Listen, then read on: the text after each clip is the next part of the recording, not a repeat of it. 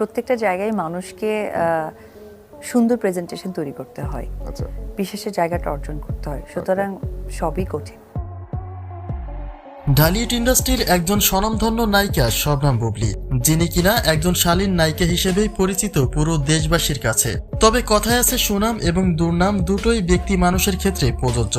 কিন্তু বুবলির থেকে অশালীন কর্মকাণ্ড কি আসলে প্রত্যাশাময়? মন্তব্য রয়েছে ছেলে শেজাদ খান বীর ধীরে ধীরে বড় হচ্ছে। আর এখন যদি বুবলির পোশাক আশাক এমন হয়, তাহলে দুদিন পরে ছেলের সামনে কোন বিবেকে দাঁড়াবেন বুবলি? বিগত এক মাস আগে ছেলে শেজাদ খান বীরকে নিয়ে থাইল্যান্ডে উপস্থিত হয়েছেন শবনম বুবলী।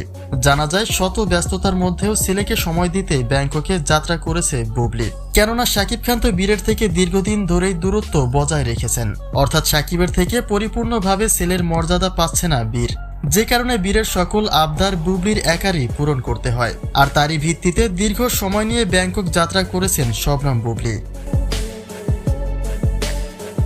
অন্যদিকে এত প্রশংসার পরেও নতুন করে সমালোচনায় জড়িয়েছেন বুবলী। আলোচনায় এসেছে ইয়োগা করা তার সেই ভিডিও চিত্রটি।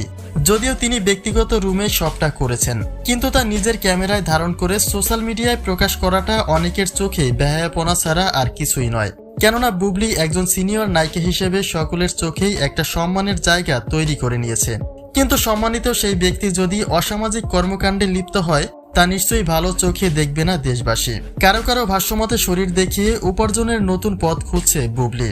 আর নয়তো এমন পোশাকের ধারণকৃত চিত্র কখনোই প্রকাশ্যে তুলতেন না এই নায়িকা।